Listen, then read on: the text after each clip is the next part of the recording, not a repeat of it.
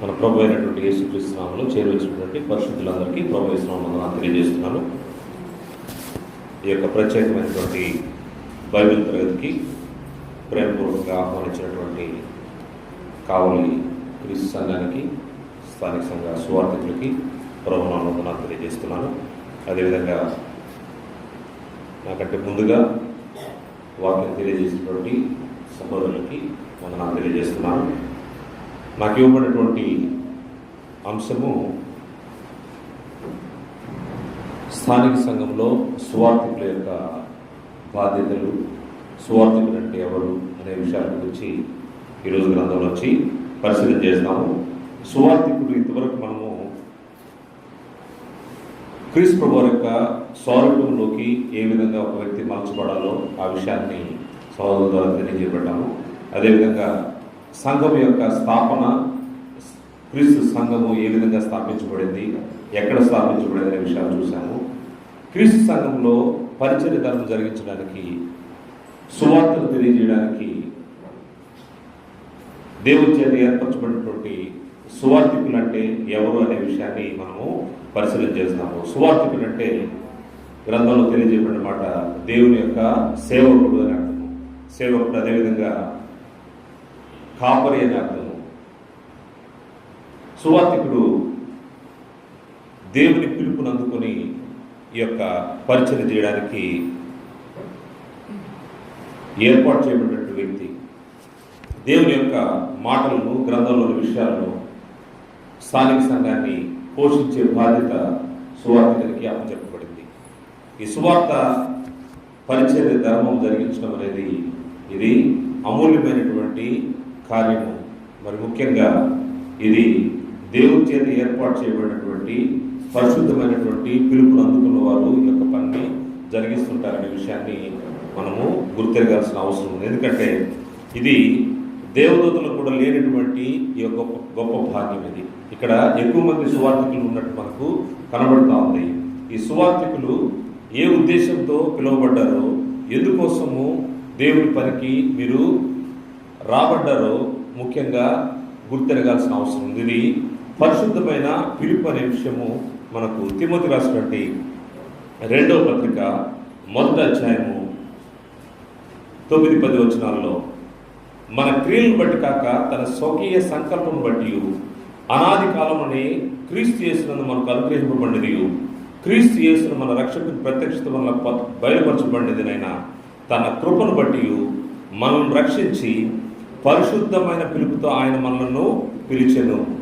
దేవుని యొక్క సేవ చేయడానికి వచ్చినటువంటి సువార్థికులు, దేవుని పరిచయం చేయడానికి వచ్చినటువంటి వ్యక్తులు ఈ పిలుపు పరిశుద్ధమైనదని ఎరిగి ఉండాల్సిన అవసరం ఉంది. ఇది పరిశుద్ధమైన పిలుపు, దేవుని చేత మనము ఏర్పరచబడిన వారు. దేవుని పిలుపును అందుకున్నటువంటి వ్యక్తులు ఆ విషయాన్ని గమనించి దేవుని యొక్క సంఘంలో పనిచేయాల్సిన అవసరం ఉంది. అదే కాక ఇది పరలోక సంబంధమైన పిలుపు. ఇది భూమిపైన ఎవరో మనుషులు ఏర్పాటు చేస్తేనో, లేకపోతే మనుషులు కావాలని కోరుకుంటేనో సువార్థికుడుగా కాలేనటువంటి సంగతి. దేవుని పని జరిగించాలంటే ఇది పరిశుద్ధమైన పిలుపు. మరి ముఖ్యంగా ఇది పరలోక సంబంధమైన పిలుపు. మీరు ఆషామాషికి వచ్చి ఇక్కడ దేవుని పరిచయం జరిగించట్లేదు, ఏదో అనాలోచితంగా వచ్చి దేవుని పనిని జరిగించట్లేదు. ఇది పరలోక సంబంధమైన పిలుపు అని గ్రంథం తెలియజేస్తుంది. హెబ్రీ పత్రిక 3వ అధ్యాయము 1వ వచనాన్ని మనం పరిశీలన చేస్తే, హెబ్రీ పత్రిక 3వ అధ్యాయము 1వ వచనంలో, ఇందువలన పరలోక సంబంధమైన పిలుపులో పాలు పొందిన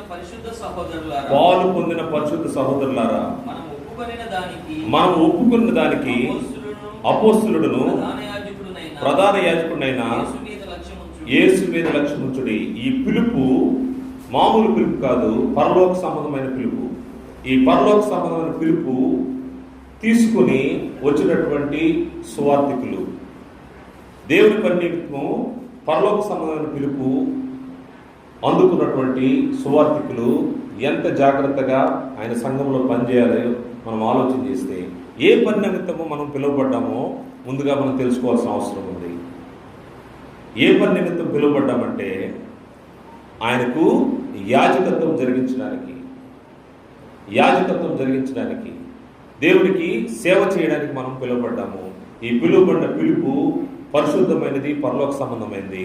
అందుకోసము మనల్ని ఏమన్నారంటే రాజులైన యాజక సమూహం అన్నారు. రాజులైన యాజక సమూహము.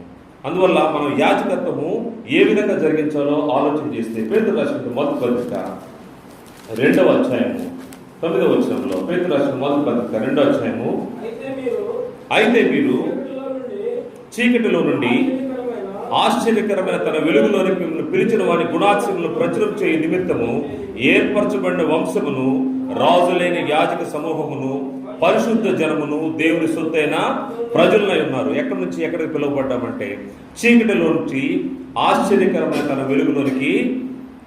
ఎందుకోసం పిలువబడ్డామంటే తన వెలుగులోనికి మిమ్మల్ని పిలిచిన వాడి గుణాతిశయమును ప్రచురం చేయ నిమిత్తము. సువార్థికులుగా ఎలా పిలువబడ్డారు, ఎందుకోసం పిలువబడ్డారంటే ఆయన గుణాతిశయములను ప్రచురం చేయ నిమిత్తము. మనము బాధ్యతలు ఎరిగిన వారమై ఉండాల్సిన అవసరం ఉంది. దేవుని యొక్క గుణాతిశయాలు ప్రచురం చేసే బాధ్యత మన మీద అప్పచెప్పబడింది. మరియు ఏర్పరచబడిన వంశమును, రాజులైన యాజక సమూహమును, పరిశుద్ధ జనమును, దేవుని సొత్తైన ప్రజలై ఉన్నారు. అందువల్ల మనము ఏ విధంగా పిలువబడ్డామో, ఎందుకోసం పిలువబడ్డామో, మనకు ఏ పని అప్పచెప్పబడిందో అది క్లియర్గా మనకు గ్రంథంలోంచి తెలియచేయబడింది. అందువల్ల మనం పిలువబడినటువంటి పిలుపుని నిశ్చయం చేసుకోవాల్సిన అవసరం ఉంది. సువార్థికులుగా మన బాధ్యతలు మనము ఎరిగి దేవుని సంఘంలో మనము ఉండాల్సిన అవసరం ఉంది. పేతురు రాసినటువంటి 2వ పత్రిక 1వ అధ్యాయము 10వ వచనంలో, 1వ అధ్యాయం 10వ వచనంలో, అందువల్ల సహోదరులారా మీ పిలుపును ఏర్పాటును నిశ్చయం చేసుకుంటకు మరి జాగ్రత్త పడుడి.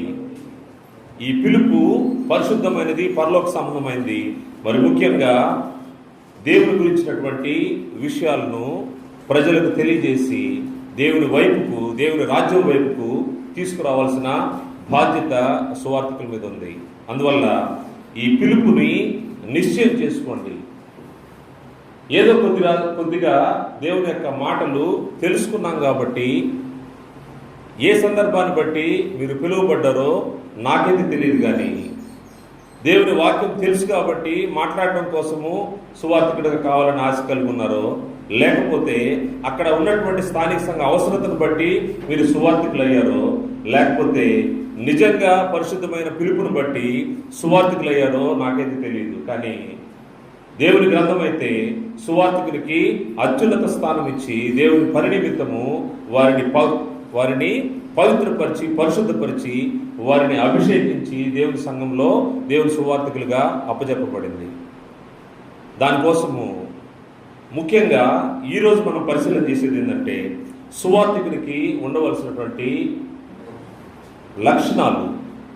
ముఖ్యంగా సువార్తకి పనికి ముందుగా చాలామందికి ఈ సువార్త విషయంలో గ్రంథానికి సంబంధించినటువంటి తర్ఫీదు లేకపోవడం వల్ల సువార్త పరిచర్య సరైన క్రమంలో జరగకుండా పోతూ ఉంటుంది. అంటే ట్రైనింగ్ లేకపోవడం వల్ల.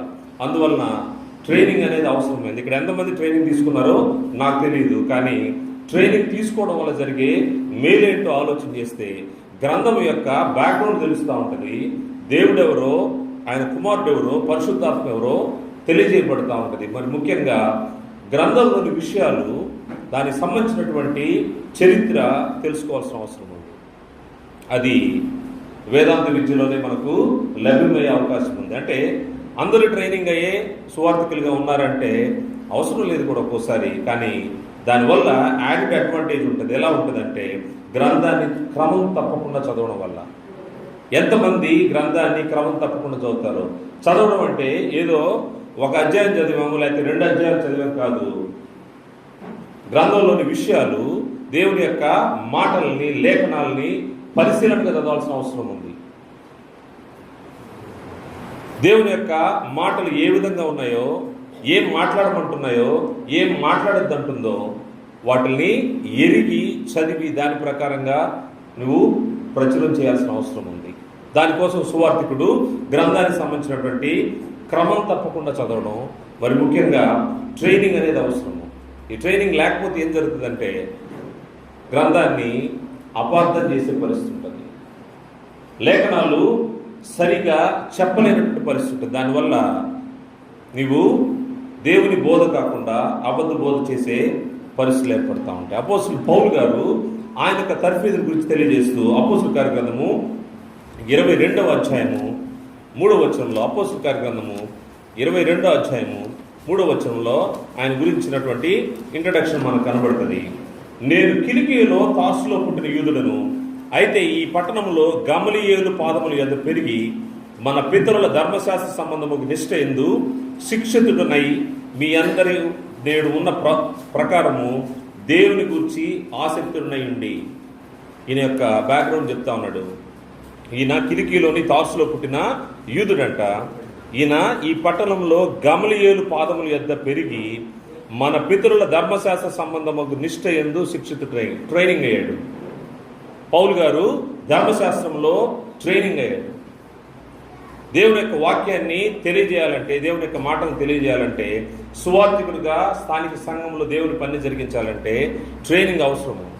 చాలామంది చాలా తేలిగ్గా ఈ ట్రైనింగ్ తీసుకుంటూ ఉంటారు. ఎందుకంటే దాని గురించినటువంటి సంపూర్ణమైన అవగాహన లేకపోవడం వల్ల నేను బైబిల్ చదువుతా ఉన్నాను, నాకు అక్కర్లేదు అనుకుంటారు. కానీ ఇక్కడ ఏం చెప్తున్నాడు, గమలీయేలు పాదముల దగ్గర ఉన్నాడంట, ధర్మశాస్త్ర సంబంధమైనటువంటి శిక్షితుడై. అంతేకాదు ఈయన ట్రైనింగ్ తీసుకున్నాడు. ఈయన అంతటితో ఆగలేదు, ఈయన అనేక మందికి ట్రైనింగ్ ఇచ్చినట్టు కూడా మనకు గ్రంథంలో కనబడుతూ ఉంటుంది. అపోస్తలుడు పౌలు గారు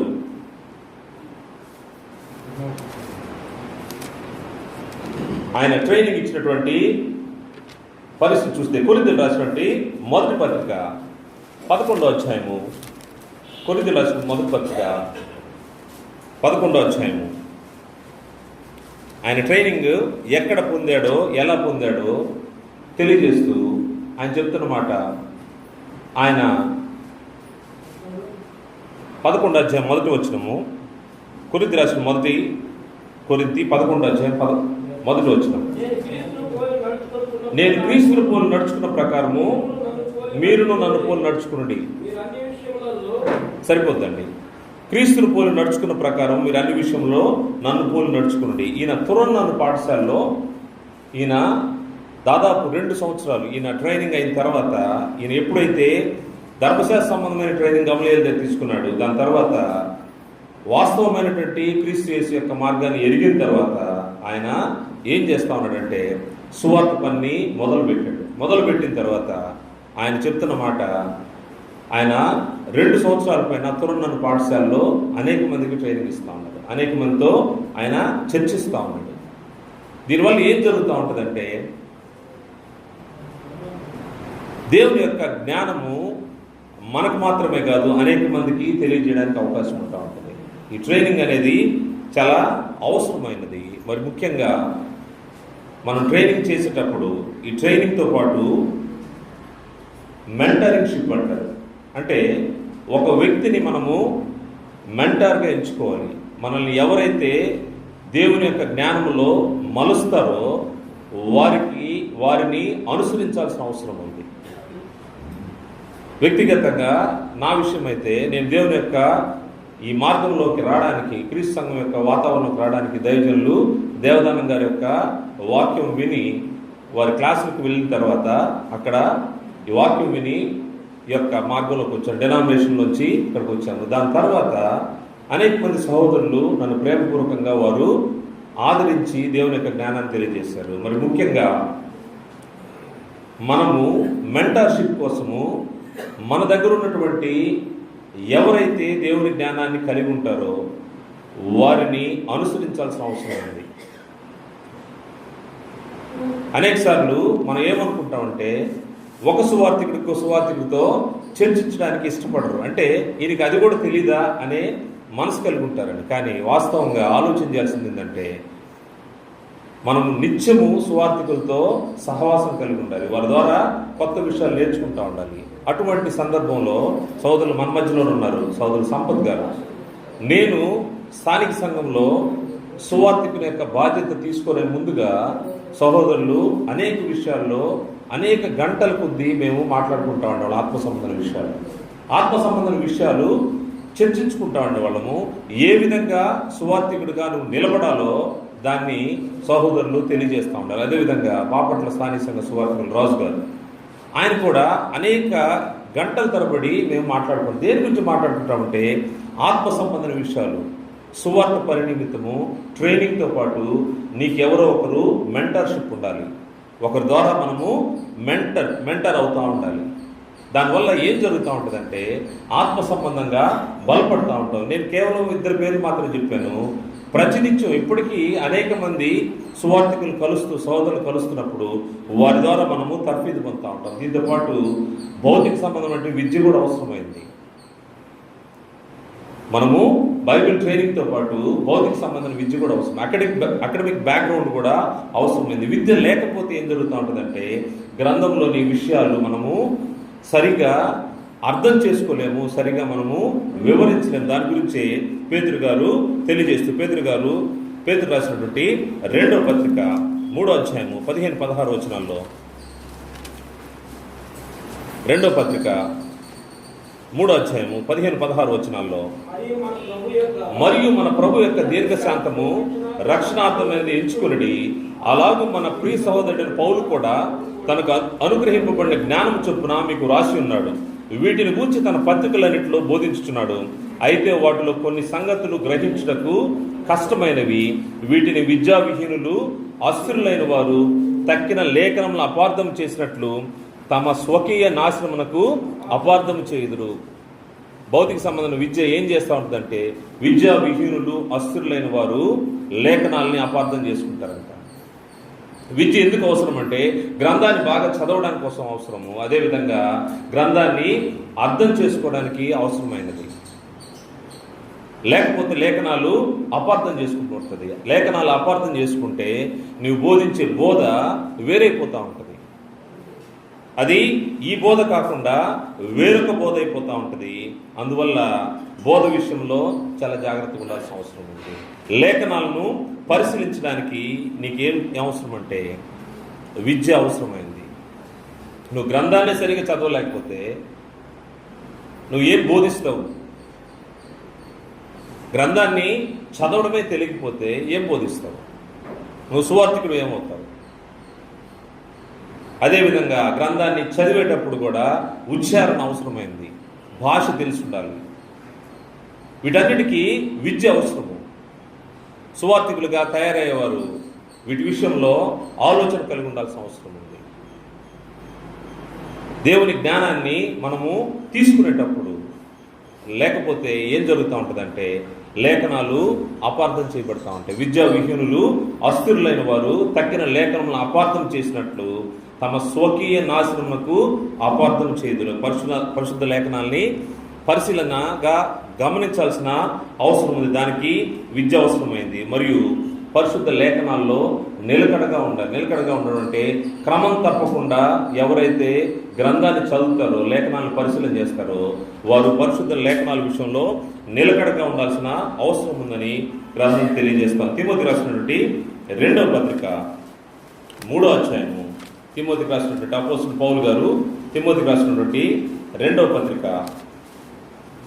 3వ అధ్యాయం 14వ వచనం చూస్తే, క్రీస్తు యేసునందుంచవలసిన విశ్వాసము ద్వారా రక్షణార్థమైన జ్ఞానము నీకు కలిగించుటకు శక్తి గల పరిశుద్ధ లేఖనములను బాల్యం నుండి నీవు ఎరుగుదువు గనుక నీవు నేర్చుకుని రూఢి అని తెలుసుకున్నవి ఎవరి వలన నేర్చుకుంటావో ఆ సంగతి తెలుసుకొని వాటి యందు నిలకడగా ఉండుము.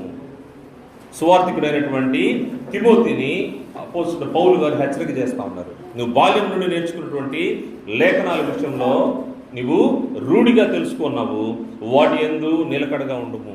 లేఖనాలు యందు నిలకడగా ఉండాలి సువార్థికుడికి డౌట్స్ ఉండకూడదు. డౌట్స్ని క్లారిఫై చేసుకుంటూ ఉండాలి. నువ్వు చదివేటప్పుడు నీకు వచ్చే ప్రతి డౌట్, లేఖనాలు చదివినప్పుడు నీకు వచ్చిన ప్రతి డౌట్ క్లారిఫై చేసుకోవాలి. నువ్వు స్థిరంగా, బలంగా, స్ట్రాంగ్గా ఉండాలి.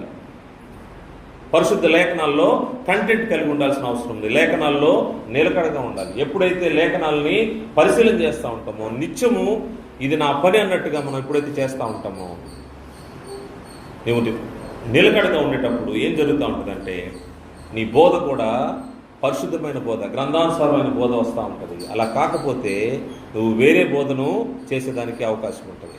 నీ బోధ విషయంలో కూడా జాగ్రత్త అవసరమని పౌలు గారు తిమోతిని హెచ్చరిక చేస్తున్నాడు. తిమోతి రాసినటువంటి మొదటి పత్రిక 4వ అధ్యాయము 13వ వచనం చూస్తే, నేను వచ్చు వరకు చదువుట ఎందును, హెచ్చరించుట ఎందును, బోధించుట ఎందును జాగ్రత్తగా ఉండుము. చదువుట ఎందును, బోధించుట ఎందును, హెచ్చరించుట ఎందును. సువార్తిక పనిది. సువార్థికుడు రెగ్యులర్గా వాక్యాన్ని చదువుతూ ఉండాలి. చదువుట ఎందును, హెచ్చరించుట ఎందును, బోధించుట ఎందును జాగ్రత్తగా ఉండుము. పెద్దలు హస్తనిక్షేపణ చేయగా ప్రవచన మూలము నీకు అనుగ్రహింపబడిన నీలో ఉన్న వరమును అలక్ష్యము చేయకము. నీ అభివృద్ధిని తేటగా అందరికీ తేటగా కనపడు నిమిత్తము వీటిని మనస్కరించుకుము. వీటి అందే సాధకం చేసుకునము. ముఖ్యమైన మాట, నిన్ను గూర్చియు నీ బోధన గూర్చియు జాగ్రత్త కలిగి ఉండుము. నిన్ను గూర్చియు నీ బోధన గూర్చియు జాగ్రత్త కలిగి ఉండుము. సువార్థికుడు జాగ్రత్తగా ఉండాల్సిన అవసరం. మరి ముఖ్యంగా నీవు ఇలాగు చేసి నిన్నును నీ బోధ విను వారిని రక్షించుకుందువు. సువార్థికుడు అంటే ఒట్టి మాటలు కాదు. ట్రైనింగ్ ఎందుకు అవసరం అంటున్నామంటే, ఈ ట్రైనింగ్ వల్ల నీకు జరిగే మేలు ఏంటంటే నీవు తర్ఫీదు పొందుతావు. నీ బోధ సరైన బోధగా ఉంటుంది, గ్రంథానుసారమైన బోధ ఉంటుంది. అలా కాకుండా ట్రైనింగ్ లేకుండా ఏదంటే అది మాట్లాడుతూ ఉంటే ఏం జరుగుతూ ఉంటుంది అంటే, నీ బోధలో వేరే బోధ వినపడుతూ ఉంటుంది. దాని ద్వారా నువ్వు మాత్రమే కాదు, నీ సంఘము, నీ బోధ వినువారు కూడా వారు పాడైపోతూ ఉంటారు, అసత్యంలోకి నడిపించబడతా ఉంటారు. అందుకోసమే ఈ వీటిలో నిలకడగా ఉండము. నీవు ఇలాగూ చేసి నిన్నును నీ బోధ వినువారిని రక్షించుకుందువు. నీ బోధ వినేవారు నీ బోధ ద్వారా రక్షించబడాలంటే నీవు గ్రంథంలోని సత్యాలని సరిగా వివరించాల్సిన అవసరం ఉంది. దానికి నీకు తర్ఫీదు అవసరమైనది. మరి ముఖ్యంగా గ్రంథం చెప్తున్న మాట, సువార్థికులకి భిన్నమైన బోధ చేయవద్దు అని గ్రంథం హెచ్చరిస్తూ ఉంది. నీకు సత్యం తెలియకపోతే, నువ్వు మాట్లాడే మాట వేరేదిగా ఉంటే అది భిన్నమైన బోధ. భిన్నమైన బోధ విషయంలో జాగ్రత్తగా ఉండు. పౌలు గారు తిమోతిని హెచ్చరిక చేస్తా ఉన్నాడు. తిమోతి రాసుటి మొదటి పత్రిక 1వ అధ్యాయం 3వ వచనం నుండి, నేను మాసిదోనికి వెలుచుండగా సత్యమునకు భిన్నమైన బోధ చేయవద్దనియు, కల్పనా కథలను, మితం లేని వంశావళులను, విశ్వాస సంబంధమైన దేవుని ఏర్పాటుతో కాక వివాదములతోనే సంబంధం కలిగిన కనుక వాటిని లక్ష్య పెట్టవద్దనియు కొందరికి ఆజ్ఞాపించుటకు నీవు ఎఫెసులో నిల్చుండ వల్ల నిన్ను హెచ్చరించిన ప్రకారం ఇప్పుడును హెచ్చరించుచున్నాను. దేని జోలికి పోవద్దు అంటున్నాడు? భిన్నమైన బోధ చేయవద్దు. భిన్నమైన బోధ దేనితో ఉంటుందంటే అది దేవుని ఏర్పాటు కాదంట. భిన్నమైన బోధ అది దేవుని ఏర్పాటు కాదు. అందువల్ల కల్పనా కథలను, మితము లేని వంశావళులను, విశ్వాస సంబంధమైన దేవుని ఏర్పాటుతో కాక వివాదముతోనే సంబంధం కలిగి ఉన్నవి. అవి దేవుని ఏర్పాటు కాదు. భిన్నమైన బోధ చేయకూడదు. అది భిన్నమైన బోధ నీకు ఎలా తెలుస్తుంది? కల్పనా కథని ఎలా తెలుస్తుంది? చెప్పిన ప్రతి ఒక్కటి నమ్ముతా ఉంటే, టీవీలో వచ్చే నమ్ముతూ, మిగతా వాళ్ళు చెప్పే నమ్ముతూ, ఇతరులు చెప్పే నమ్ముతూ ఉంటే అది భిన్నమైన బోధ లేకపోతే గ్రంథానుసారమైన బోధ ఎలా తెలుస్తుందంటే, నువ్వు గ్రంథాన్ని, లేఖనాల్ని పరిశీలన చేసినప్పుడే. ఎంత ఎక్కువగా నువ్వు చదువుతావో, ఎంత ఎక్కువగా సత్యాన్ని గ్రహిస్తావో దాన్ని బట్టే సువార్థికుడు ఇది సత్యమైన బోధ లేకపోతే భిన్నమైన బోధ అనే విషయము స్పష్టంగా తెలుస్తూ ఉంటుంది. అందువల్ల భిన్నమైన బోధ వైపుకి వెళ్ళొద్దు, వివాదాలు వద్దు. ఇప్పుడు ఎక్కడ చూసినా కానీ డిబేట్లు ఎక్కువ కనబడతా ఉన్నాయి. ఈ డిబేట్ల వల్ల ఏం ప్రయోజనం లేదు. వివాదాలు పెట్టుకోవడం తప్పితే అంత మించిన ఎటువంటి ఉపయోగం లేదు. నువ్వు చేసే నీ స్థానిక సంఘము, నీ విశ్వాసుల్ని కాపాడుకోవడము నీ బాధ్యత ఉంటావు. సువార్థికులుగా నీ బోధ విషయంలో జాగ్రత్తగా ఉండాల్సిన అవసరం ఉంది. ఈ భిన్నమైన బోధ దేవుని ఏర్పాటు కాదు. నువ్వేం బోధించాలంటే పరిశుద్ధులకు ఒక్కసారి అప్పగింపబడినటువంటి అపోస్తుల బోధన బోధించాల్సిన అవసరం ఉంది. పరిశుద్ధులకు ఒక్కసారి అప్పగింపబడింది. ఇది ప్రత్యేకంగా వేరే విధంగా ఏది రాదని తెలియజేయబడింది. యూదా పత్రిక 1వ అధ్యాయం 3వ వచనంలో ఈ అపోస్తుల బోధ గురించి తెలియజేస్తూ, పరిశుద్ధులకు ఒక్కసారి అప్పగింపబడిన బోధ. ఈ బోధ కాకుండా వేరే బోధ చేయడానికి అవకాశమే లేదు. కారణం ఏంటంటే ఆయన వేరే విషయాలను రాయాలని యూదా గారు ఆలోచన చేశారంట. కానీ ప్రియులారా, మనకందరికీ కలిగిన రక్షణ గురించి మీకు రాయవలనని విశేషాసక్తి గలవాడిని ప్రయత్నపడుచుండగా పరిశుద్ధులకు ఒక్కసారి అప్పగింపబడిన బోధ నిమిత్తము మీరు పోరాడవలని మిమ్మను వేడుకొనుచు మీకు రాయవలసి వచ్చును. దేని గురించి మనం పోరాడాలంటే సువార్థికులుగా అపోస్తుల బోధ గురించి మనం పోరాడాల్సిన అవసరం ఉంది. అపోస్తుల బోధ కాకుండా వేరే దేని గురించి కూడా ఆలోచించాల్సిన అవసరం లేదు. వేరే ఏదైనా అది భిన్నమైన బోధ, దేవుని బోధ మాత్రం అది కాదు. దేవుని ద్వారా మనకు అప్పగింపబడినది ఏంటంటే అది అపోస్తుల బోధ. అపోస్తుల బోధ విషయంలో మనము నిలకడగా ఉండాలి. దానికోసము బైబిల్ ట్రైనింగ్ అవసరమైంది. ఈ బోధ కాకుండా వేరే బోధ మనం చేస్తే ఏమవుతుందంటే మనకు తెలుసు, గ్రంథంలో తెలియజేయమంటూ మనము శాపగ్రస్తులం అయిపోతాము. దేవుని పని జరిగిస్తున్నాం అనుకుంటానే ఉంటాము, కానీ శాపగ్రస్తులం అయిపోతూ ఉంటాము. అందుకోసం గలతీ పత్రిక 1వ అధ్యాయము 6వ వచనం నుండి, గలతీ పత్రిక 1వ అధ్యాయము 6వ వచనం నుండి, క్రీస్తు కృపను బట్టి మిమ్మల్ని పిలిచిన వారిని విడిచి భిన్నమైన సువార్తకు మీరు ఇంత త్వరగా తిరిగిపోవడం చూడగా నాకు ఆశ్చర్యమగుచున్నది. అది మరి యొక్క సువార్త కాదు, కానీ క్రీస్తు సువార్తను చెరపగోరి మిమ్మల్ని కలవరపరచు వారు కొందరున్నారు. మేము మీకు ప్రకటించిన సువార్త గాక మరొక సువార్తను మేమైనను పరలోకం నుండి వచ్చిన యొక్క దూతైనను మీకు ప్రకటించిన అతడు శాపగ్రస్తుడవును గాక. మేము ఇదివరకు చెప్పిన ప్రకారం ఇప్పుడు మరల చెప్పుచున్నాము, మీరు అంగీకరించిన సువార్త గాక మరొకటి ఎవడైనా మీకు ప్రకటించినలా వాడు శాపగ్రస్తుడవును గాక. మేము ప్రకటించిన సువార్త అంటే అపోస్తలులు ప్రకటించినటువంటి సువార్త, పరిశుద్ధులకు ఒక్కసారి అప్పగింపబడినటువంటి ఈ బోధ అపోస్తల బోధ. అపోస్తల ద్వారా మనకు అప్పచెప్పబడింది. ఆ బోధ కాకుండా పరలోకం నుంచి ఇంకొక దేవదూత దిగొచ్చినా కానీ వాడు శాపగ్రస్తుడు. అందువల్ల గ్రంథంలోని విషయాలు సంపూర్ణంగా ఎరగకుండా, దాని గురించినటువంటి తర్ఫీదు లేకుండా గ్రంథాన్ని మాట్లాడడం మొదలుపెట్టి ఏం జరుగుతూ ఉంటుందంటే మనము మేలు కంటే కీడునే ఎక్కువ తెచ్చిపెట్టుకునే అవకాశం ఉంటుంది. అందువల్ల సువార్త పని అనేది సువార్థికునిగా బాధ్యత చాలా ఎక్కువగా ఉంది. గ్రంథాన్ని ఎక్కువగా పరిశీలించాల్సిన అవసరం ఉంది. లేకపోతే ఒకరోజు సిగ్గుపడాల్సిన అవసరం ఉంది. ఒకరోజు సిగ్గుపడతావు. ఎందుకంటే నువ్వు దాని గురించి చదవకుండా, దాని గురించి పరిశీలన చేయకుండా, పరిశోధించకుండా ఏదో 4 మాటలు చెప్పుకుంటా కాలాన్ని గడుపుకుంటూ వెళ్ళిపోతే దానివల్ల ఎటువంటి ప్రయోజనం లేదు. దేవుని ఎదుట సిగ్గుపడకుండా ఉండాలంటే నువ్వు గ్రంథాన్ని పరిశీలనగా చదవాల్సిన అవసరం ఉంది. గ్రంథం గురించినటువంటి అవగాహన అవసరం ఉంది. తిమోతికి రాసినటువంటి 2వ తిమోతి 2వ అధ్యాయము పౌలు గారు తిమోతిని హెచ్చరిక చేస్తూ చెప్తున్నమాట. తిమోతి పత్రిక 2వ తిమోతి పత్రిక 2వ అధ్యాయం 14వ వచనం నుండి, వినువారిని చెరుపుడికే గాని మరి దేనికి పనికిరాని మాటలను గురించి వాదన పెట్టుకోవద్దని ప్రభు ఎదుట వారికి సాక్ష్యం ఇచ్చుచు ఈ సంగతులు వారికి జ్ఞాపకం చేయము. దేవుని ఎదుట యోగిని గాను సిగ్గుపడనక్కర్లేని పనివాని గాను సత్యవాక్యమును సరిగా విభజించువాని గాను నిన్ను నీవే దేవునికి కనపరుచుకుంటూ జాగ్రత్త పడము. సత్యవాక్యాన్ని సరిగా విభజించడం తెలిసి ఉండాల్సిన అవసరం సువార్థికునికి. సత్యవాక్యము సరిగా విభజించలేని పరిస్థితిలో ఉంటే నువ్వు సువార్థికుడిగా పనికిరావు. ఏమైపోతా ఉంటుందంటే దేవుని ఎదుట యోగినిగా కనపడవు. నువ్వేదో 4 మాటలు చెప్పుకొని ఆ సమయాన్ని గడుపుకొని దాటుకొని వెళ్ళిపోతూ ఉంటాం. దానివల్ల ఎటువంటి ప్రయోజనం లేదు. దేవుని ఎదుట యోగిగా కనబడాలంటే సత్యవాక్యాన్ని సరిగా విభజించే విషయము నీకు తెలిసి ఉండాలి. దాని విషయంలో ట్రైనింగ్ ఉండాల్సిన అవసరం ఉంది. దేవుని ఎదుట యోగిగా కనపరుచుకోవాలి. కింద వచనంలో అపవిత్రమైన ఒట్టి మాటలకు విముఖుడవై ఉండువు, అట్టి మాటలాడువారు మరి ఎక్కువగా భక్తిహీనులగుదురు.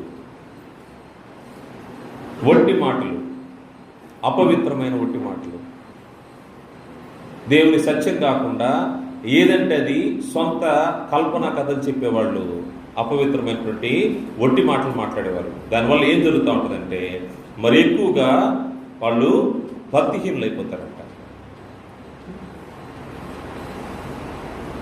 అందువల్ల సువార్థికుని పని అంటే అది సులభమైన పని కాదు. దానికోసము మొట్టమొదటిగా సువార్త పనికి వచ్చేవాళ్ళు ఎంతమంది ట్రైనింగ్ తీసుకున్నారో నాకు తెలియదు, కానీ ఎవరైతే సువార్త పని నిమిత్తము రావాలని కోరిక కలిగి ఉన్నారో వారైతే మాత్రం తప్పకుండా ఈ ట్రైనింగ్ తీసుకొని రావడం మంచిది. లేదా అవకాశం ఉంటే సువార్తకి సంబంధించి సువార్థికునిగా నువ్వు కొనసాగుతున్న ట్రైనింగ్ తీసుకోవడంలో తప్పు లేదు. ఎక్కడ దేవుని యొక్క మాటలు నిన్ను మారుస్తాయో అక్కడికి నువ్వు వెళ్ళాల్సిన అవసరం ఉంది.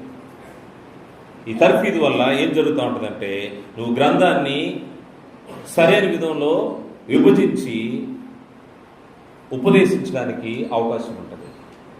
అందువల్ల సువార్థికునికి గ్రంథంలో తర్ఫీదు అవసరం. రెండో విషయము, సువార్థికుని యొక్క డిసిప్లిన్ గురించి ఆలోచన చేస్తే మాదిరికరమైన జీవితం అవసరమైంది. సువార్థికుడు మాదిరికరమైన జీవితాన్ని కలిగి ఉండాల్సిన అవసరం ఉంది. పౌలు గారు తిమోతిని హెచ్చరిక చేస్తూ 1 తిమోతి 4:11 నుండి 1 తిమోతి 4:11 నుండి ఈ సంగతులను ఆజ్ఞాపించి బోధించుము. నీ యవ్వనమును బట్టి ఎవడు నిన్ను తృణీకరింపనీయకుము. నీ యవ్వనమును బట్టి ఎవడును నిన్ను తృణీకరింపనీయకుము గాని మాటలోను, ప్రవర్తనలోను, ప్రేమలోను, విశ్వాసములోను, పవిత్రతలోను విశ్వాసులకు మాదిరిగా ఉండుము. అన్ని విషయాల్లో మాదిరిగా ఉండాలి. ఏ విషయాల్లో మాదిరిగా ఉండాలంటే మాటలో మాదిరిగా ఉండాలి. నీ మాట ఎలా ఉంది? నీ మాట సువార్థికుడిగా నీ మాట నీ యొక్క సహోదరులతో, నీ యొక్క సంఘ సభ్యులతో, ఇతరులతో ఏ విధంగా మాట్లాడుతున్నావు? నీ మాట ప్లీజింగ్గా ఉండాల్సిన అవసరం ఉంది. నీ మాట ఎలా ఉంది? నువ్వు అడ్రస్ చేసే విధానం ఎలా ఉంది? ఏ విధంగా నువ్వు అడ్రస్ చేస్తూ ఉన్నావు? ఏ విధంగా పలకరిస్తూ ఉన్నావు? నీ మాటలో పవిత్రత ఉండాల్సిన అవసరం ఉంది. ఇదే తిమోతి పత్రిక 5వ అధ్యాయం 1-3 వచనాల్లో, వృద్ధుని గద్దింపక తండ్రిగా భావించి అతని హెచ్చరించుము. నీ స్థానిక సంఘంలో ఒకవేళ వృద్ధుడు ఉన్నాడు, ఆయనకి వాళ్ళు వయసులో పెద్దవారు, వారిని హెచ్చరించే విధానం ఉంది. వారి వయసుకి మనము గౌరవం ఇవ్వాల్సిన అవసరం ఉంది. వృద్ధుని గద్దింపక తండ్రిగా భావించి అతని హెచ్చరించుము. నీ వయసు స్థానిక సంఘంలో చిన్నదే, కానీ నీకంటే పెద్దవారిని తండ్రిలాగా భావించి వారితో మాట్లాడాల్సిన అవసరం ఉంది. వారిని హెచ్చరించాల్సిన అవసరం ఉంది. అదేవిధంగా అన్నదమ్ములని యవ్వనులను, అన్న తమ్ముడు పిలిచే పిలుపులో పవిత్రత కనబడుతూ ఉంటుంది. అదేవిధంగా తల్లులని వృద్ధ స్త్రీలను, అక్క చెల్లెళ్ళని పూర్ణ పవిత్రతతో యవ్వన స్త్రీలను హెచ్చరించుము. నీ మాట ఏ విధంగా ఉండాలో గ్రంథం తెలియజేస్తూ ఉంది. సువార్థికుడిగా మన యొక్క ప్రతి పరిస్థితి, మన మాటని జాగ్రత్తగా ఉంచుకోవాల్సిన అవసరం ఉంది. రెండో విషయము ప్రవర్తన, బిహేవియర్. సువార్థికుని యొక్క ప్రవర్తనను బట్టే స్థానిక సంఘంలో సభ్యులు ఆదరించబడతా ఉంటారు. వాళ్ళ ప్రతి పరిస్థితిని బట్టి నువ్వు ఏ విధంగా వారి దగ్గరికి వెళ్ళి వారిని ఆదరిస్తూ ఉన్నావు, వారితో మాట్లాడుతూ ఉన్నావు, వారిని ఆత్మ సంబంధంగా బలపరుస్తూ ఉన్నావు. నీ ప్రవర్తన చాలా అవసరమైంది. అదేవిధంగా ప్రేమ, విశ్వాసం, పవిత్రత, వీటన్నిటి విషయాల్లో విశ్వాసులకు మాదిరిగా ఉండాల్సిన అవసరం ఉంది. సువార్థికుడు అంటే ఒట్టిగా ఆషామాష పని కాదు. ఇది భారంతో కూడినటువంటిది. ఇది చాలా జాగ్రత్తగా చేయాల్సిన పని. దేవుని చేత పరిశుద్ధమైన పిలుపులో పిలువబడ్డాము, దాన్ని గుర్తుపెట్టుకోవాల్సిన అవసరం ఉంది. మరి ముఖ్యంగా క్రీస్తు యేసుని మాదిరిగా ఉంచుకొని మనం నడవాల్సిన అవసరం ఉంది. క్రీస్తు యేసు మాదిరి ఎలాంటి మాదిరి అంటే, ఆయన తను తాను తగ్గించుకున్నాడు. దేవునితో సమానంగా ఉండేదాన్ని వదులుకొని ఆయన తగ్గించుకొని ఇంకా ఎంతగా తగ్గించుకున్నాడంటే తన శిష్యుల పాదాలు కడిగాడు. బోధకుడు శిష్యుల పాదాలు కడగాల్సిన అవసరం లేదు. శిష్యులే బోధకుల యొక్క పాదాలు కడగతారు. కానీ ఆయనైతే ఎంత తగ్గించుకున్నాడంటే తను తాను తగ్గించుకున్నాడు. యోహాను సువార్త 13వ అధ్యాయంలో, యోహాను సువార్త 13వ అధ్యాయము 14-15 వచనాలు.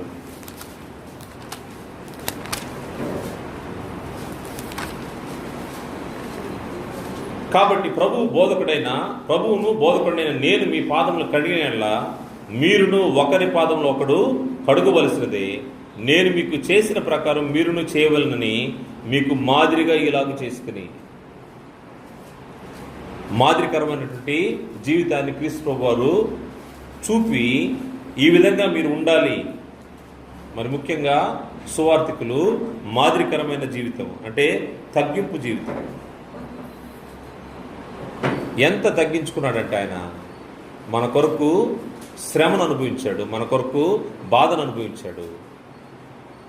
ఆయన నోట ఏ కపటము లేదంట. మాటలో పవిత్రత ఉండాలని మనం ఆలోచన చేస్తా ఉన్నాం. ఆయన నోట ఏ కపటము లేదు. పేతురు రాసినటువంటి మొదటి పత్రిక మొదటి అధ్యాయము 19వ వచనం చూస్తే ఆయన తగ్గింపుని గురించి, ఎవడైనను అన్యాయంగా శ్రమ పొందొచ్చు దేవుని గురించిన మనస్సాక్షి కలిగి దుఃఖము సహించినడలా అది హితమగును. తప్పిదముకై దెబ్బలు తిరిగినప్పుడు మీరు సహించినడలా మీకేమి ఘనము. మేలు చేసి బాధపడినప్పుడు మీరు సహించినడలా అది దేవునికి హితమగును. ఇందుకు మీరు పిలువబడితిరి. సువార్థికులుగా బాధను అనుభవించడానికే పిలువబడ్డాము, అది మర్చిపోవద్దు. క్రీస్తు ప్రభువారు కూడా మన కొరకు బాధను అనుభవించి ఆయన మనకు మాదిరి చూపించలేడు. కింద వచనంలో, క్రీస్తు కూడా మీ కొరకు బాధపడి మీరు తన అడుగు జాడలందు నడుచుకున్నట్లు మీకు మాదిరి ఇచ్చిపోయాను. ఆయన పాపము చేయలేదు, ఆయన నోట ఏ కపటము కనబడలేదు.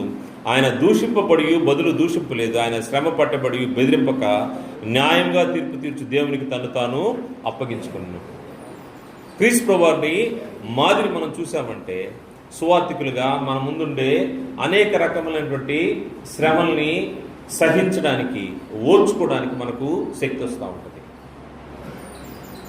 ఎంత తగ్గించుకున్నాడంటే క్రీస్తు కూడా మీ కొరకు బాధపడి ఆయన అడుగుజాడల్లో నడవాలనేది దేవుని యొక్క ఉద్దేశం. క్రీస్తు ప్రభువారి యొక్క అడుగుజాడలు, క్రీస్తు ప్రభువారి యొక్క స్వరూప్యం మనకు రావాలి అంటే క్రీస్తు ప్రభువారి యొక్క అడుగుజాడల్లో నడవాలి. ఆయన శ్రమ పట్టబడి ఆయన బదులు చెప్పలేదంట. ఆయన నోట ఏ కపటం లేదు.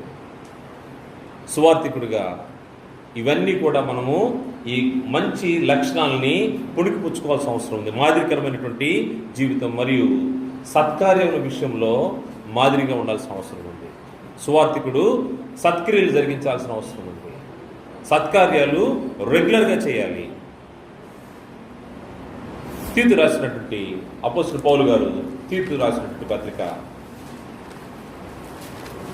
2వ అధ్యాయము 7వ వచనంలో, పరపక్షమందుండువాడు మనల్ని గూర్చి చెడు మాట ఏది చెప్పనేరక సిగ్గుపడినట్లు అన్నిటి యందు నిన్ను నీవే సత్కార్యముల విషయమై మాదిరిగా కనపరుచుకునుము.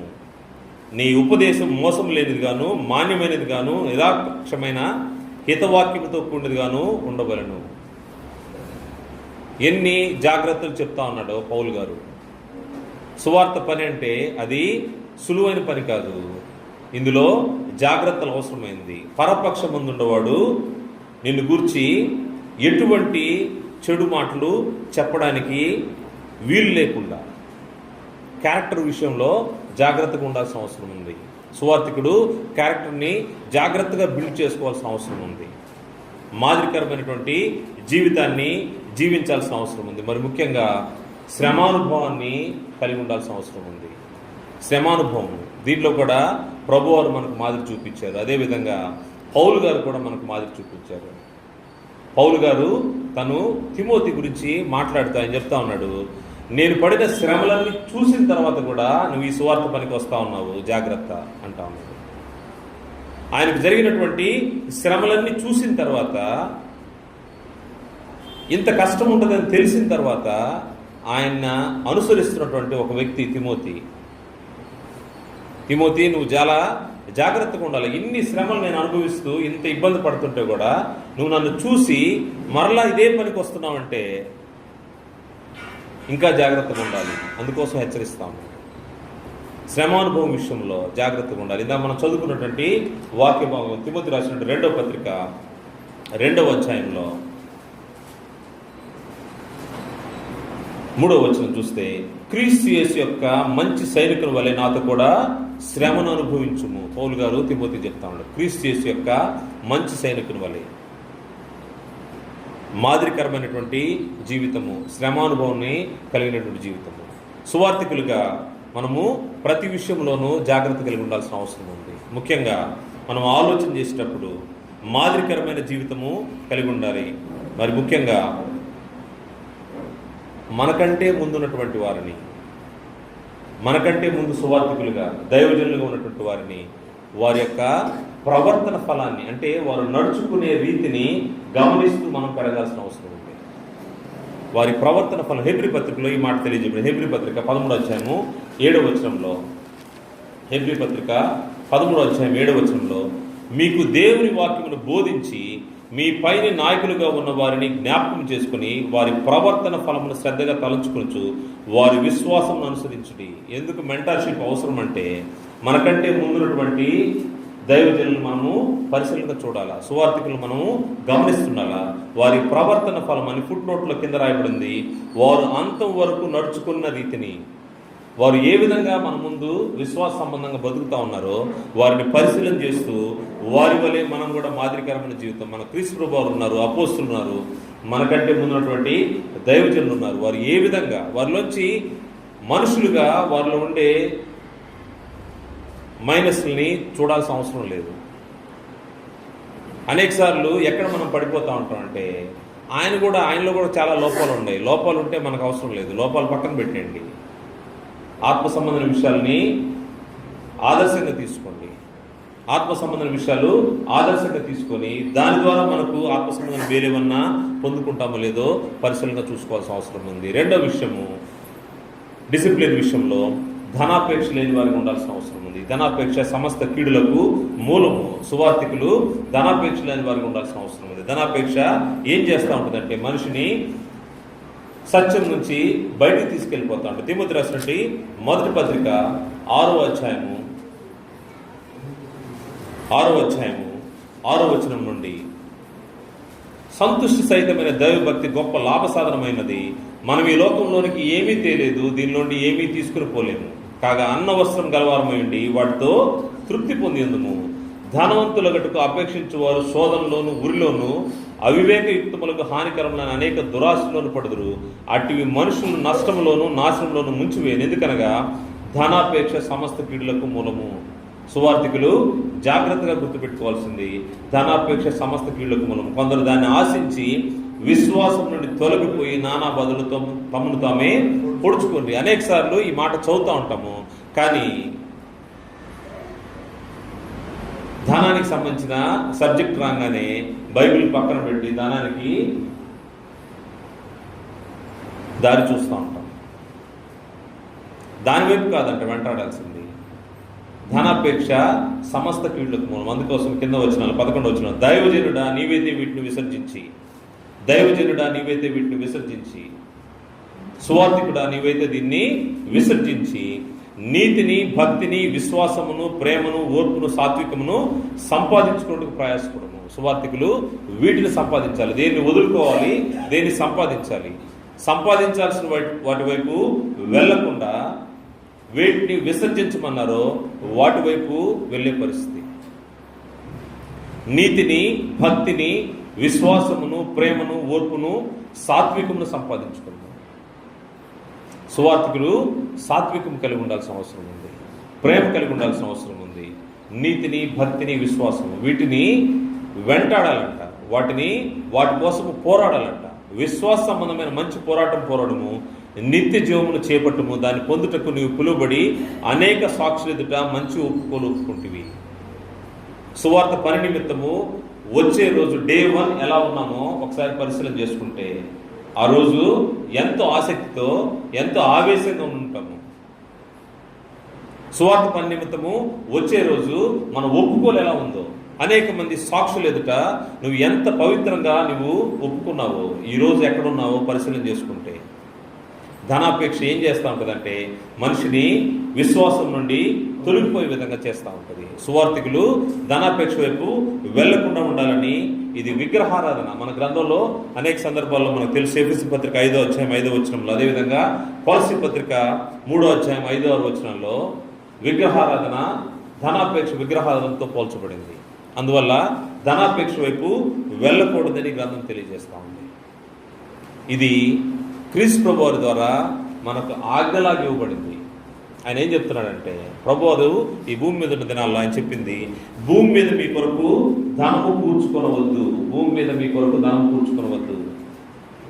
ఇవేమవుతాయంట, ఇక్కడ చిమ్మటియు తుప్పును పడుతుంది, లేకపోతే దొంగలు కన్నం వేసి దొంగిలుతారు.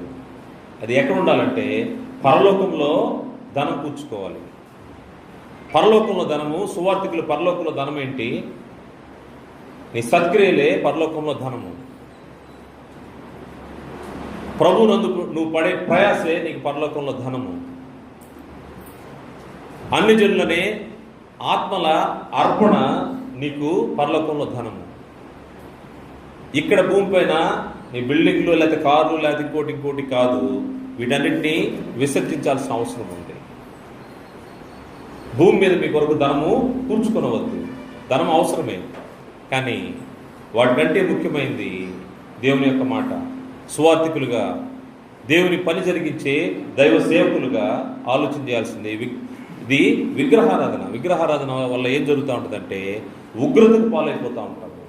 ఎవరైతే ధనం వైపు వెళ్తూ ఉంటారో దేవుని రాజ్యానికి అపాత్రులుగా ఎంచబడే పరిస్థితి ఏర్పడుతూ ఉంటుంది. అందువల్ల జాగ్రత్తగా ఉండాల్సిన అవసరం ఉంది. మరి ముఖ్యమైన పని ఏంటంటే సువార్థికుడిగా డిసిప్లిన్ సంబంధించిన విషయంలో ప్రార్థన జీవితం అవసరమైంది. ప్రార్థన జీవితానికి నేను రెఫరెన్స్ చెప్పను, కానీ సమయం అయిపోతూ ఉంది.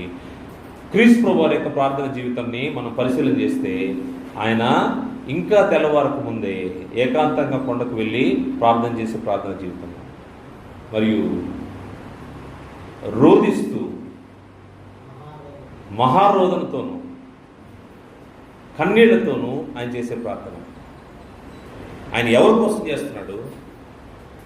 తనను మరణం నుండి తప్పింపగలవానికి, మరి ముఖ్యంగా యాచనలు చేస్తున్నాడు. ఇతరుల కోసం కూడా ప్రార్థన చేస్తున్నాడు. సువార్థికుడిగా నీ స్థానిక సంఘంలో ప్రతి సభ్యుని గురించి, ప్రతి కుటుంబం గురించి, ప్రతి బిడ్డ గురించి ప్రార్థన చేయాల్సిన బాధ్యత ఉంది. ఎంతమంది సువార్థికులు ఈ విషయంలో ప్రార్థన జీవితంలో భారం కలిగి ఉన్నారు? ప్రతి సభ్యుడి గురించి, ప్రతి బిడ్డ గురించి, మనుషులందరి కోసం ప్రార్థన చేయాలని, రాజుల కోసం, అధికారుల కోసం ప్రార్థన చేయాలని గ్రంథంలో హెచ్చరించబడతా ఉన్నాను. సువార్థికుడిగా నీ స్థానిక సంఘంలో నీ యొక్క ప్రతి కుటుంబం, ప్రతి విశ్వాస కోసం ప్రార్థన చేయాల్సిన బాధ్యత ఉంది. వారి యొక్క ఆత్మ సంబంధమైనటువంటి ఎదుగుదల కోసము పౌలు గారు తన పత్రికల ప్రారంభం నుంచి చెప్తూ, తెస్సలోనికీ కావచ్చు, కొలసీ రావచ్చు, ఫిలిప్పీ కావచ్చు, మొదటి అధ్యాయంలో మొదటి వచనాల్లోనే, మొదటి 3-4 వచనాల్లోనే ఆయన వారి గురించి ఏ విధంగా ప్రార్థన చేస్తున్నాడో తెలియజేస్తూ ఉంటాడు. ఎంత భారం కలిగి ఉంటాడు. ఆయన ఎక్కడో పరిచర్య జరిగిస్తూ ఉంటాడు, వారికి ఉత్తరం రాస్తూ వారి గురించి కూడా ఆయన ప్రార్థన చేస్తూ ఉంటాడు. అంటే ఎంత ప్రార్థనా జీవితం కలిగి ఉండాల్సిన అవసరం ఉందో సువార్థికుడికి. ఇవన్నీ డిసిప్లిన్ సంబంధించినవి. మరి ముఖ్యమైనటువంటి భారమైనటువంటి పని, బాధ్యత ఏంటంటే స్థానిక సంఘంలో పెద్దలను ఏర్పాటు చేయడం అనేది గొప్ప బాధ్యత అయినది. ఇప్పుడు క్రీస్తు సంఘాల్లో, స్థానిక సంఘాల్లో పెద్దలు తయారు కాకపోవడానికి కారణం ఏంటో, ఏమి లోపమో మనం ఆలోచన చేస్తే అది ఇవ్వబడినటువంటి బాధ్యత, ఆ బాధ్యతను సరిగా నిర్వహించలేకపోవడమే. అది సువార్థికుడికి అప్పచెప్పబడిన బాధ్యత. ఆ బాధ్యతను సువార్థికుడు చేస్తే ఈ సమయానికి పెద్దలు తయారైన వాళ్ళు. నాకు అదే పెద్ద ప్రశ్న.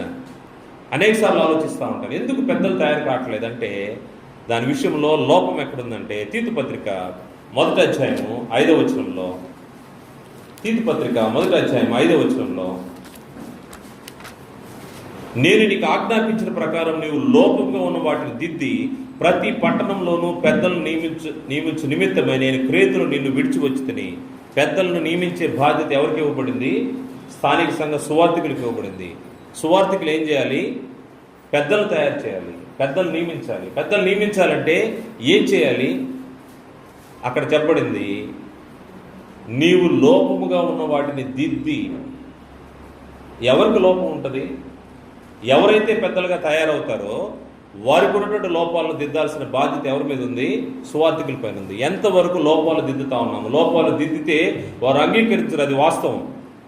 నీ స్థానిక సంఘంలో నీకంటే కొంచెం వయసులో పెద్ద ఉండొచ్చు, లేకపోతే అనుభవంలో పెద్ద ఉండొచ్చు. అటువంటి వ్యక్తిని నీవు ప్రశ్నిస్తే, లేకపోతే హెచ్చరిస్తే నీ మాట వినకపోవచ్చు, వాస్తవమే. కానీ నువ్వు మోకరిస్తే అతను వినేదానికి అవకాశం ఉంది. మోకరించి ప్రార్థన చేస్తే తప్పకుండా వింటూ ఉంటాడు. లోపంగా ఉన్న వాటిని దిద్దాల్సిన అవసరం ఉంది. లోపంగా ఉన్న వాటిని దిద్దకపోతే, ఒక వ్యక్తి సంఘ పెద్దగా తయారవ్వాలంటే అతనికి ఉన్నటువంటి క్వాలిఫికేషన్స్ ఆలోచన చేస్తే ఒకటి కాదు, ఎన్నున్నాయో చూడండి. ఒకసారి చూద్దాము. 5వ వచనం నుండి 6వ వచనం నుండి, అతడు నిందారహితుడును ఏకపత్ని పురుషుడును దుర్వ్యాపారముల విషయము నేరం మోపబడని వారై అవిధేయులు కాక విశ్వాసులైన పిల్లలు గలవాడై ఉన్న ఎడల అట్టివాన్ని పెద్దగా నియమించవచ్చును. ఎందుకనగా అధ్యక్షుడు దేవుని గృహ నిర్వాహకుని వలె నిందారహితుడై ఉండవలను. అతడు స్వేచ్ఛాపరుడును ముక్కోపియు మద్యపానియు కొట్టువాడును అపేక్షించువాడు కాక అతిథి ప్రియుడును సజ్జన ప్రియుడును స్వస్థబుద్ధి కలవాడును నీతిమంతుడు పవిత్రుడును ఆశానిగ్రహం గలవాడనై ఉండి తాను హితబోధ విషయమై జనులను హెచ్చరించుటకును ఎదురాడు వారి మాట ఖండించుటను శక్తి కలవాడగినట్లు ఉపదేశం అనుసరించి నమ్మదగిన బోధను గట్టిగా చేపట్టుకున్న వాడినై ఉండవలను. పెద్దకు సంబంధించినటువంటి ఇన్ని క్వాలిఫికేషన్స్ ఉండేటప్పుడు అటువంటి వ్యక్తిని తీర్చిదిద్దాలి అంటే ఎంత ఓర్పు అవసరము సువార్థకుడికి. నువ్వు టార్గెట్ చేసేది ఒక వ్యక్తిని, కానీ అతనితో పాటు అతని క్యారెక్టర్ మొత్తాన్ని నువ్వు బిల్డ్ చేయాల్సిన అవసరం ఉంది. అతను ఒక్కడే కాదు, అతని కుటుంబాన్ని కూడా నువ్వు బిల్డ్ చేయాల్సిన అవసరం ఉంది. అతనితో పాటు అతను సహకరించే అతని సాటి సహాయం ఆమెను కూడా జాగ్రత్తగా దేవుని యొక్క వాక్యంతో నింపాల్సిన అవసరం ఉంది. దాని తర్వాత వారి కుటుంబం, వారి బిడ్డలు ఉంటారు, వారి బిడ్డలు కూడా నీవు కౌన్సిల్ చేయాల్సిన అవసరం ఉంది. ఒక వ్యక్తి గురించి ఎంత ప్రార్థన చేస్తేనో పెద్ద తయారయ్యేదానికి అవకాశం ఉంటుంది. లోపంగా ఉన్న వాటిని దిద్ది అన్నారు. ఆ లోపం వాళ్ళలో కాదు, సువార్థికులుగా మనలో ఉంది. ఇది ఆలోచన చేయాలి. ఎందుకంటే వారి గురించి మనం పట్టించుకోవట్లేదు, వాళ్ళు వినట్లేదని వదిలేస్తా ఉన్నాము. అనేక సార్లు వారి గురించి ప్రార్థన చేసే పరిస్థితులు లేవు. అందువల్లే సంఘ పెద్దలు తయారు కాలేకపోతున్నారు. వాస్తవంగా సంఘ పెద్దలు తయారు కావాలి. నీవు లోపంగా ఉన్న వాటిని దిద్ది ప్రతి పట్టణంలోనూ పెద్దలను నియమించుము. పెద్దలు నియమించే విషయంలో చాలా జాగ్రత్తలు అవసరమైంది. ఎప్పుడైతే పెద్దల కోసము మనము ప్రయాసపడతామో సువార్థికుడిగా అది నీ యొక్క బాధ్యత ఉంది. వారికి దేవుని యొక్క వాక్యాన్ని తెలియజేసి వాక్యానుసారంగా వారి జీవితాలు సరిచేసుకునే విధంగా దాని తగినటువంటి సత్ప్రవర్తన సువార్థికులుగా మన దగ్గర కూడా ఉండాల్సిన అవసరం ఉంది. ఒక వ్యక్తిని మనము సరిదిద్దాలంటే ముందుగా మనం సరిచేసుకుని దాని తర్వాత దిద్దాల్సిన అవసరం ఉంది. ప్రతి విషయంలో జాగ్రత్తగా ఉండాలి. అందుకోసమే పౌలు గారు తిమోతికి తెలియజేస్తూ ఏ విధంగా ఉపదేశించాలో గద్దించాలో దాని గురించి తెలియజేస్తూ 2వ తిమోతి 4వ అధ్యాయము మొదటి 4 వచనాల్లో ఏ విధంగా మనము స్థానిక సంఘ పెద్దలను తయారు చేసే విషయంలో ప్రయాసపడాలి అక్కడ చెప్తూ, దేవుని ఎదుట సజీవులకును మృతులకును తీర్పు తీర్చు క్రీస్తు యేసు ఎదుటను ఆయన ప్రత్యక్షతోడు ఆయన రాజ్యముతోడు ఆయన నేను ఆనబెట్టి చెప్పినదేమనగా వాక్యమును ప్రకటించుము, సమయమందును అసమయమందును ప్రయాసపడము, సంపూర్ణమైన దీర్ఘశాంతంతో ఉపదేశించుచు ఖండించుము, గద్దించుము, బుద్ధి చెప్పుము. ఎందుకనగా జనులు హితబోధను సహింపగా దురద చెవులు కలవారే తమ స్వకీయ దురాశలకు అనుకూలమైన బోధకులు తమ కొరకు పోగు చేసుకుని సత్యమునకు చెవినేక కల్పనా కథల వైపు తిరుగుకాలము వచ్చి ఉన్నది. కారణం ఏంటంటే కల్పనా కథలు చెప్తా ఉంటే చాలా ఇంపుగా వింటా ఉంటారు. అటువంటి వాటి వైపే మనుషులు ఆకర్షించబడతా ఉంటారు. అందుకోసము వారిని సమయమందు అసమయమందు సువార్తను ప్రకటిస్తూ వారి కోసం ప్రయాసపడాల్సిన అవసరం ఉంది. దానికోసము దీర్ఘశాంతము, సంపూర్ణమైన దీర్ఘశాంతంతో ఉపదేశించాలి.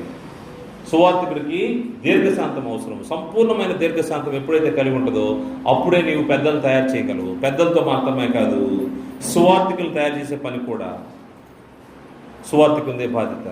నేను సువార్థికుడు కాబట్టి నా తర్వాత ఇంకెవరైనా నాకు పోటీగా వస్తారేమో అటువంటి ఆలోచనలు పెట్టుకోకూడదు.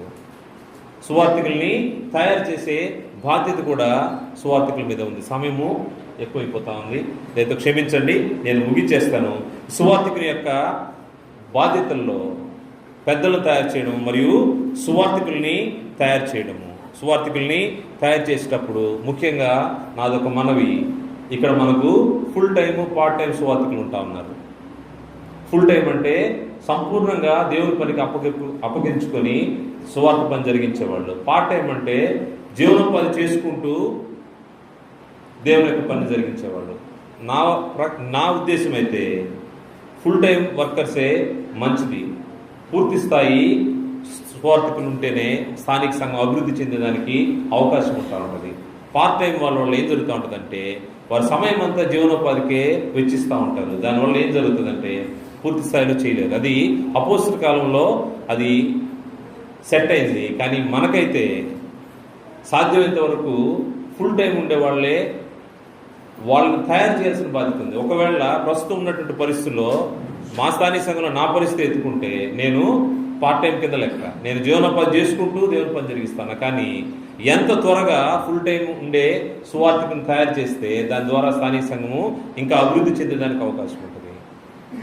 కారణం ఏంటంటే స్థానిక సంఘంలో సువార్థికుని పోషించే బాధ్యత స్థానిక సంఘాన్ని ఇంకా దేనిపైన ఆధారపడాల్సిన అవసరం లేదు.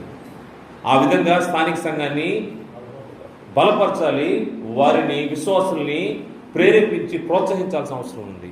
ఎందుకంటే స్థానిక సంఘ సువార్థికుల పోషణ స్థానిక సంఘం ద్వారా జరిగితే ఏం జరుగుతూ ఉంటుందంటే ఫుల్ టైం వర్కర్స్ వస్తూ ఉంటారు. ఇప్పుడు ఎందుకు వేరే ఉద్యోగాలు ఎదుర్కొంటూ సగం పని చేస్తున్నారంటే కారణము పోషణ లేకపోవడమే, లేకపోతే దేవుని పైన ఆధారపడేంత స్థాయిలో విశ్వాసం లేకపోవడమే. వీటి వల్ల ఇప్పుడు జరుగుతూ ఉన్నాయి. దాన్ని బట్టి మనం ఇంతవరకు చూసుకున్నాము స్థానిక సంఘం యొక్క సువార్థిక యొక్క బాధ్యతలు. సువార్థికుల గ్రంథంలో తర్ఫీదు పొందాలి, రెండవది మాదిరికరమైన జీవితం అవసరము, తర్వాత ధనాపేక్ష వైపు వెళ్లకుండా ఉండాలి, తర్వాత ప్రార్థనా జీవితం అవసరము.